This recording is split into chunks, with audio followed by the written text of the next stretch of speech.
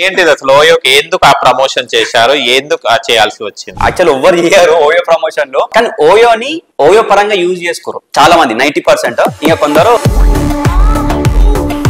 ఇప్పుడున్న social market లో ఈ మీడియాలో నన్ను ఎంత మంది కాపీ కొడుతుర్రు అంటే ఎట్ ది ఎండ్ జనాలకి ఒరిజినలే కావాలి. బిగ్ బాస్ తర్వాత పల్లవి ప్రశాంత్ ఒక రేంజ్ లో ఉంటాడు అనుకున్నారు. ఫేమ్ వచ్చింది, టైటిల్ విన్నర్ అతను, కానీ అక్కడనే ఉన్నాడు. నువ్వు మంచి చేస్తేనే జనాలు నిన్ను గుర్తు చేసుకుంటారు. నేను టైటిల్ విన్నర్ అయినా బయటికి వచ్చినా నేను తోపు బొచ్చు అనుకుంటే, అంటే బిగ్ బాస్ లా ఒక లోకల్ పవర్ కంటెంట్ వాడితే ఒక్కొక్కరికి కాగ్నిజెంట్ వద్దు, రామ్ రామ్, మళ్ళా అదే ప్రెషరు, అదే బతుకు, మస్తు బాధ అవుతుంది, కళ్ళకి నీళ్ళు వస్తాయి.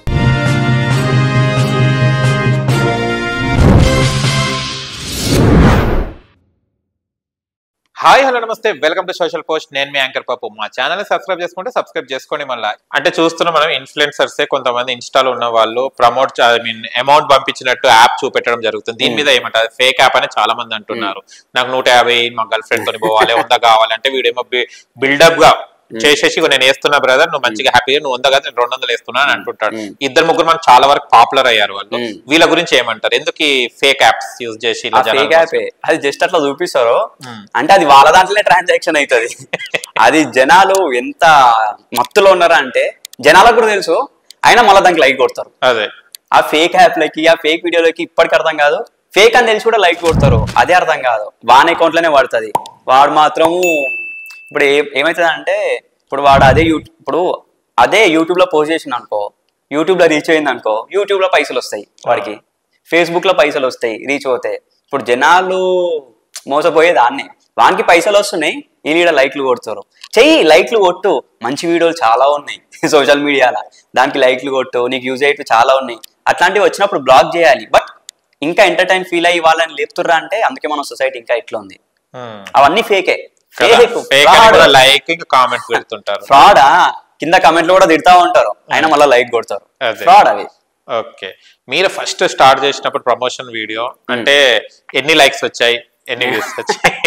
నేను ఫస్ట్ చేసిన ప్రమోషన్ వీడియో కాదు, నేను జనరల్ జస్ట్ నాకు కలం చూపిద్దామని ఒక బిర్యానీ మీద రాసిన, అది క్యాస్ట్ గురించి, కోమటోలో గురించి. అది రాయంగానే 8 మిలియన్స్ వెళ్ళింది వీడియో. అది నా కళ, నా కంటెంట్ బయటికి వచ్చింది.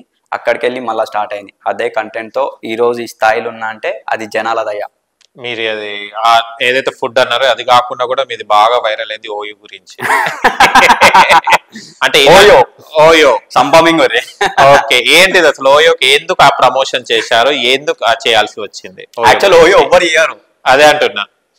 ఓయో ఎవ్వరు ఇయ్యారు. అట్లాంటిది ఓయో నేను చేసిన అంటే దాంట్లో చాలా కష్టం ఉంది, దాంట్లో చాలా రీసెర్చ్ ఉంది. ఓయో అసలు చెయ్యరు, అసలు అడగరు కూడా.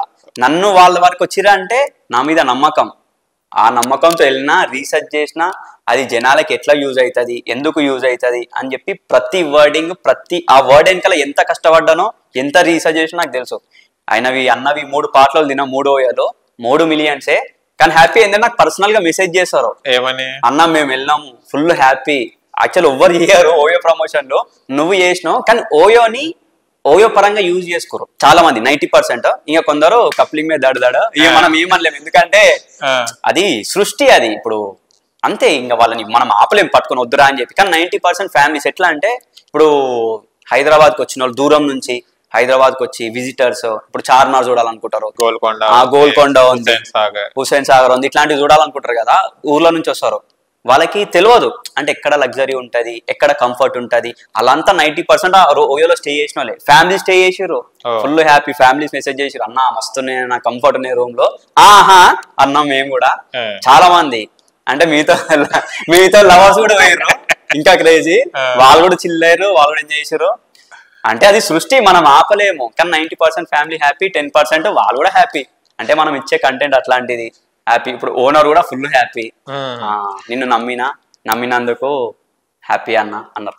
అంటే ఓయో అంటే వేదిత అంటే మంచి యూజ్ అయ్యేది, ఓయో అంటే కొంచెం గిల్టీ ఫీల్ అవుతాం. ఇది చెప్తే మనం మైనస్ అవుతామా, అంటే ప్లస్ అవుతుంది అనేది క్వశ్చన్ మార్క్ పెడుతుంది. మీకు ఓయో గురించి వచ్చినప్పుడు మీరు ప్లస్ గా తీసుకున్నారు, మైనస్ గా తీసుకున్నారు, లేకపోతే న్యూట్రల్ గా వెళ్ళిపోయారా? నేను ప్లస్ గానే తీసుకుంటా, ఎందుకంటే ఏది ఇచ్చినా చేస్తా, కానీ దాని వెనకాల రీసెర్చ్ ఉంటది. ఇప్పుడు నువ్వు ఒక ఏ ఐటమ్ అని దాన్ని నేను ఎట్లా రాయాలో అట్లా రాస్తా. దాన్ని ఎట్లా వర్ణించాలో అట్లా రాస్తా, అది దాన్ని ఎట్లా కలపాలో అట్లా రాస్తా. అంటే నాలో ఉన్న కళ అది. ఇప్పుడు ఓయో అనగానే ఇప్పుడు చాలా మంది అదే ఓయో సెలబ్రిటీలతోని అన్న నేను చేసినాక ఇన్ఫ్లుయెన్సర్ తో చేయించాను, బొచ్చు కూడా పోలే, ఇబ్బంది పోలే. నాది పోయింది అంటే నేను ఇచ్చే వర్డింగ్ అట్లాంటిది. మిలియన్స్ వెళ్ళినాయి, వాళ్ళవి ఎంత 50K 60K 70K పోయినాయి. 60K 70K అయినా 10 మంది కూడా పోలే. అన్ని నేను ఇచ్చిన కస్టమర్లే వెళ్ళారు. అంటే వాళ్ళకి యూజ్ అయింది నేను ఇచ్చిన కంటెంట్ అట్లాంటిది. ఓయోని కూడా ఇంత గ్రాండ్ గా రాసిన అంటే అది మామూలు అది చాలా ఎఫర్ట్స్ ఉంటాయి దాని వెనకాల. నేను ఒక్కొక్క లైన్ రాస్తుంటే మినిమం ఒక్కొక్క లైన్ కి ఒక వీడియో కంప్లీట్ చేయడానికే 5-6 గంటలు కూర్చుంటారు దాని మీద. అంటే జనాలు ఎట్లా నచ్చుతారు, వాళ్ళ మైండ్ లో పట్టేంది, వాళ్ళు ఎట్లా ఆలోచిస్తారు, వాళ్ళకి ఎట్లా యూజ్ అవుతుంది, చూస్తే ఎంత ఇంప్రెసివ్ ఉండాలి, అవన్నీ ఆలోచించి రాస్తున్నాం కాబట్టి అంత హ్యాపీగా వెళ్తున్నాయి, వాళ్ళకి యూజ్ అవుతున్నాయి. కానీ మీరు చెప్పేటప్పుడు అవి కొన్ని డబుల్ మీనింగ్ అనిపిస్తే అది అనుకునే లోపే మళ్ళీ మీరు ఒక సెంటిమెంట్ పెట్టేస్తారు, లేస్తుంది అనగానే మీ మనసుని పెట్టేశారు. అంటే అంతే కదా, ఇప్పుడు మనసు లేస్తుంది కానీ దాన్ని ఎట్లా వర్ణించాలో అట్లా వర్ణించిన. అంటే జనాలకి ఇంట్రెస్టింగ్ ఉండాలి, అంటే వాళ్ళు నచ్చాలి అంటే అంతే. మరి లోకల్ లాంగ్వేజ్ వాడేస్తారు కదా మీరు. లోకల్ అంటే అది నా రక్తం, అది చెప్పిన కదా నేను క్రియేట్ చేయ, అది నా బ్లడ్ లో నుంచి వస్తుంది, అది హ్యాపీ. కానీ ఇక్కడ చూస్తే నార్మల్ మాట్లాడుతారు, వీడియోలు ఏమో జబ్ జబ్ జబ్ జబ్ జబ్ గట్టిగా వచ్చేస్తుంది. ఎన్ని రూమ్లు ఉన్నాయి అసలు, ఏ రూమ్ లో చెప్తారు మీరు ఇదంతా డబ్బింగ్? పైన 1 BHK ఖాళీ చేయించిన రెంటర్స్ ని, ఖాళీ చేయించి అంటే దాంట్లో మైక్ సెటప్ అన్ని సెటప్స్ ఉంటాయి. అంటే ఓన్లీ సెటపే కాకుండా 90% నా వాయిస్ అయితే 10% ఆ సెటప్. యాక్చువల్ నా వాయిస్ నేను ఇచ్చే బేస్ తోనే పోతాయి. ఇప్పుడు మామూలుగా గుసా ఇస్తే ఈ రూమ్ ఎట్లుంది ఎంటీ, మైక్ ఆ ఫ్లో వెళ్ళిపోతుంది. అంటే అందరికి రాదు, చాలా మంది ట్రై చేస్తారు కూడా. ఇప్పుడున్న సోషల్ మార్కెట్ లో ఈ మీడియాలో నన్ను ఎంత మంది కాపీ కొడుతుర్రు అంటే నా వర్డింగ్ అని వాయిస్ కానీ. ఇప్పుడు ఒరిజినలే, యాపిల్ ఒరిజినలే, యాపిల్ కాపీయే, దేనికి దానికే ఉంటది, ఒరిజినలే. ఎట్ ది ఎండ్ జనాలకి ఒరిజినలే కావాలి, అది హ్యాపీ. ఓకే, బోరబండ చిన్న అంటే మ్యారీడ్ ఇప్పుడే చెప్పారు. లవ్ ప్రపోజల్స్ వచ్చా మీ వాయిస్ కి? నాగా టిక్ టాక్ లో ఉన్నప్పుడు అన్ని ఇట్లా వీడియో పెట్టగానే గంటల 4-5 లక్షలు అవుతుండే. అప్పుడు అన్మ్యారీడా? అప్పుడు అన్మ్యారీడ్. కానీ అంటే నాకు తెలుసు ఆల్రెడీ నేను కాగ్నిజెంట్ లో జాబ్ చేస్తున్నా, ఈ సొసైటీ ఏందో తెలుసు, ఎంత అలర్ట్ ఉండాలో తెలుసు. అవన్నీ పాసింగ్ క్లౌడ్స్. బట్ నా కంటెంట్ అనేది గడ్డపార దిగిందా అంతే నాటుకోపోతుంది. అవన్నీ జస్ట్ చూస్తుండే లీవ్ ఇట్. బట్ నా కంటెంట్ అది టిక్ టాక్ లా అయ్యో అసలు ట్రెండ్ వేరు. ఆ టిక్ టాక్ ఆ కంటెంట్ ఇప్పుడు వీటికి ప్రమోషన్ వరకు తీసుకొచ్చింది. కానీ టిక్ టాక్ లో ప్రమోషన్స్ కాదు, నాదంతా కంటెంట్ వేరే ఉంటుండే, అది వేరే కంటెంట్. అది సొసైటీ గురించి ఉంటుండే, ఆఫీస్ గురించి ఉంటుండే, మేనేజర్ల గురించి, హెచ్ఆర్ల గురించి, అన్ని అన్నదమ్ముల గురించి, అక్క చెల్లెల గురించి, అన్ని ఎవ్రీథింగ్ ఉంటుండే. నా వాయిస్ ని ఆల్రెడీ ప్రతి ఒక్క ఇంటర్వ్యూ చెప్పినా, నా వాయిస్ ని మిలియన్స్ లో వాడుకోరు. హ్యాపీ ఏంటంటే మిలియన్స్ లో వాడుకోరు హ్యాపీ నా వాయిస్ ని టిక్ టాక్ లా. అదే వాయిస్ ఇక్కడ యూజ్ అవుతుంది. అంటే మీకు జాబ్ చేయడం ఇంట్రెస్ట్ ఉంటుందా? మీరు ఇండివిజువల్ గా బ్రతకాలని ఉంటుందా చిన్నకి? అంటే అప్పుడు నీడ్ జాబ్ కోసం పోయినా, తిరిగినా, ₹2 రెజ్యూమ్ పెట్టుకొని 200 కిలోమీటర్లు తిరిగిన రోజులు ఉన్నాయి. హైటెక్ సిటీ, మాదాపూర్, కొండాపూర్ అన్ని తిరిగి అసలు ₹100 పట్టుకొని పైసలు లేకపోతే కూడా ₹100 పట్టుకొని పైసలు లేకపోతే కూడా, ఇప్పుడు ఫర్ ఎగ్జాంపుల్ ఆ ఇంటర్వ్యూ దగ్గర అయిపోయినాయి అనుకో, నెక్స్ట్ ఆడికెళ్ళి నడుచుకుంటూ చాలా పోతుండే. అది ఎవరికి తెలియదు ఆ కష్టం, ఇంట్లోకి తెలియదు, అన్నలకు తెలియదు, అక్క చెల్లెలకు ఎవరికి తెలియదు ఆ కష్టం. నాకు మా ఫ్రెండ్ అని శ్రీకాంత్ అని ఒకని ఉంటుండే, మేమిద్దరం మస్తు తిరిగినాం.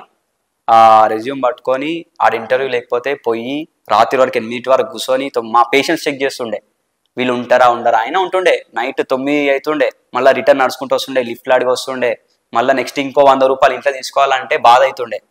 మళ్ళా నెక్స్ట్ డే ఏదో ఒకటి చేసి ఇక ఎట్లా అట్లా నడుచుకుంటా అయినా లిఫ్ట్లో అయినా అడిగి వెళ్తుండే. ఒక 100 ఉందనుకో 100కి న్యాయం చేస్తుండే. అట్లా ఎన్నో కొన్ని వందల ఇంటర్వ్యూలు తిరిగి పిప్ అయ్యి లాస్ట్కి నేను కాగ్నిజెంట్లో, అంటే అంతకుముందు కూడా చేసిన, కానీ కాగ్నిజెంట్లోనే నాకు ఓన్లీ 7+ ఎక్స్పీరియన్స్ ఉంది. మిగతా దాంట్లో 1-6 months ఉంది. కాగ్నిజెంట్లోనే స్టేబుల్ అయ్యి చేసి అక్కడే మంచిగా, అంటే అక్కడ తెలిసింది టిక్ టాక్ అక్కడే ట్రెండ్ అయింది కాగ్నిజెంట్లో ఉన్నప్పుడే. అక్కడ నాకు అలా బయటపడ్డది, కాగ్నిజెంట్ వద్దు రామ్ మళ్ళీ అదే ప్రెషరు, అదే బతుకు, వాడు టార్గెట్లు ఇవ్వడము, వాని తిట్టుకుంటా లోపల తిట్టుకోవడము, బయట నవ్వడం.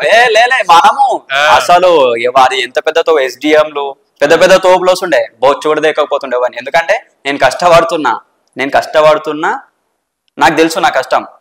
100 కొట్టాలా, 100 టార్గెట్ కొట్టు, క్లోజ్, ఎక్కువ కొడతావా, ఓటీ కావాలా, వద్దు నాకు ఓటీ వద్దు, నేను కొట్టినా కథం. అందరు పిచ్చోళ్ళు ఎక్కువ కొడుతుండే, అందరూ బయటకి వెళ్ళి వచ్చి అంటే వాళ్ళ ఎందుకు కొడుతుండే అంటే ఏదో చూపెట్టుకోవాలని.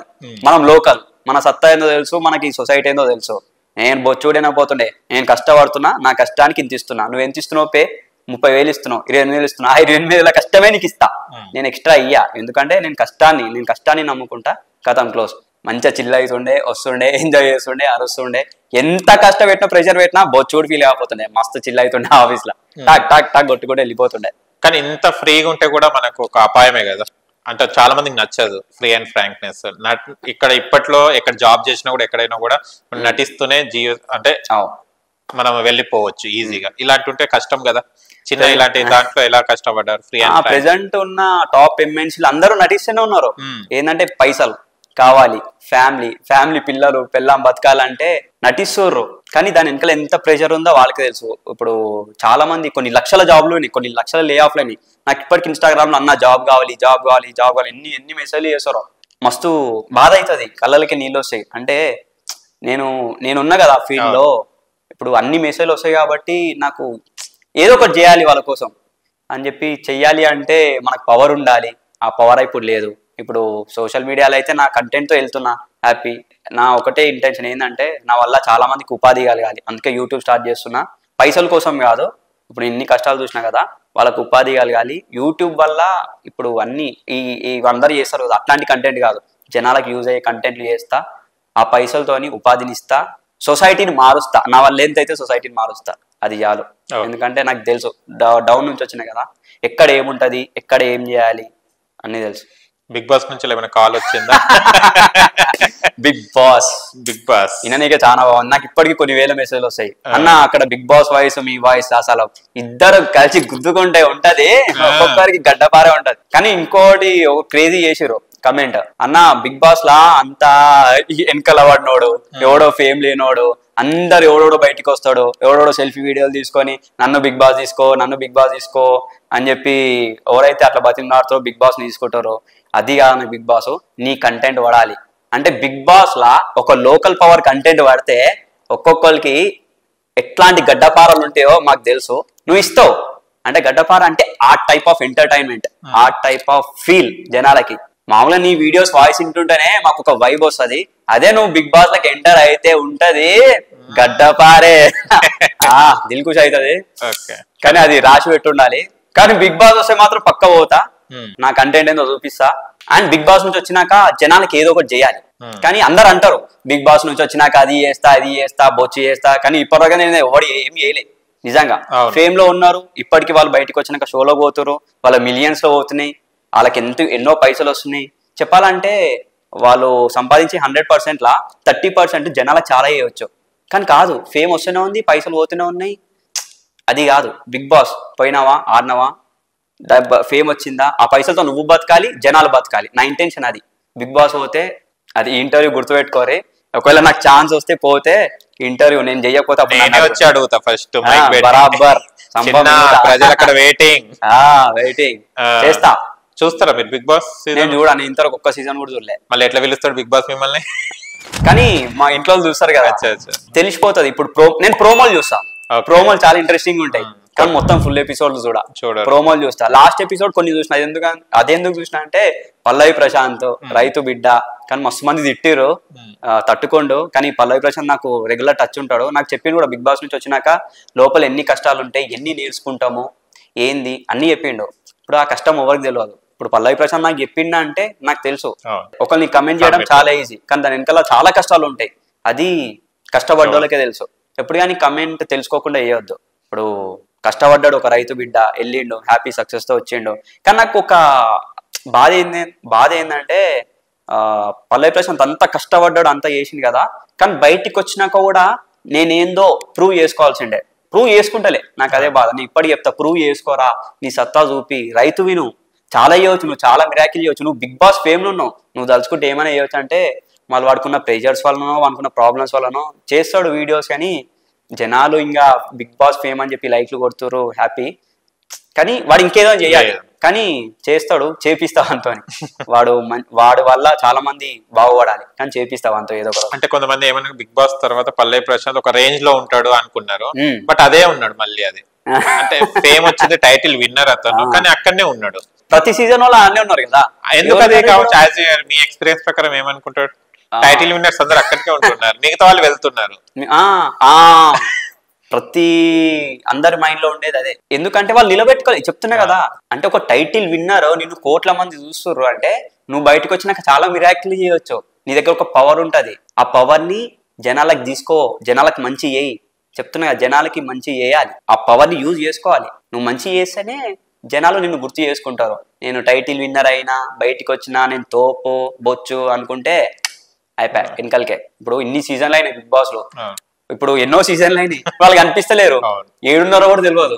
రాగానే మా టీవీలో దాంట్లో ఒక 6 దుమ్ దుమ్ దుమ్ దుమ్ అని దుంకుతారు, జనాలు చూస్తారు, క్లోజ్. కొత్త కొత్తలు వస్తూనే ఉంటారు. అది కాదు, బిగ్ బాస్ ని నిలబెట్టుకోవాలి అసలు. సరే అవును, కానీ ప్రమోషన్స్ కి బాగా వెళ్తావు, ఇంత పెద్ద డిష్లు పెట్టుకుంటావు, అన్ని రకాలుగా పెట్టుకుంటావు, అన్ని తింటావా? ఏం తినా, చూడంగానే కడుపు నిండిపోతుంది. ఎన్నని తింటాం ఇంత చిన్న కడుపులా? చూస్తా, అలా జస్ట్ టేస్ట్ చేయాలి, చేస్తా, మీతో చూపిస్తా. యాక్చువల్లీ నేను చేసేది ఏంటంటే అన్ని అన్నం చూపిస్తా కదా, యాక్చువల్లీ ఎవరు చేయరు. నేను ఏదైతే డిష్ ఉందో అవన్నీ తీసుకెళ్లి డొనేట్ చేసేస్తా. బయట పార్సల్ తీసుకెళ్లి, ఇప్పుడు గుడిసెల రోడ్ మీద ఉంటారు కదా, వాళ్ళందరికి డొనేట్ చేస్తా, హ్యాపీగా తింటారు. నేను చూపించడం అది, కానీ డొనేషన్ వేరు ఉంటది. కానీ ఆ ప్లేట్ వరకు మాత్రం నన్ను తీసుకెళ్ళి నేను తినేసి పెడతాను, తర్వాత మిగతా డొనేషన్ ఉంటే పార్సల్ కట్టించుకుంటా. ఊరిస్తుంటది అది, టేస్ట్ ఎట్లుంటో తెలియదు కానీ నువ్వు చెప్తుంటేనే తినాలనిపిస్తుంది. అట్లా ఉంటది. అట్లా అంటే నేను చెప్తున్నా కదా, రీసెర్చ్ చేయకుండా ఏది పెట్టా, ఆ టేస్ట్ బాగుంటేనే పెడతా, లేకపోతే బొచ్చుడు పెట్టా, అసలు పెట్టా. నేను ఇప్పటివరకు నేను వెళ్ళిన రెస్టారెంట్ లో నేను తిన్నామని క్రేజీ అసలు, అయ్యో వేరే లెవెల్ ఉంటాయి అసలు.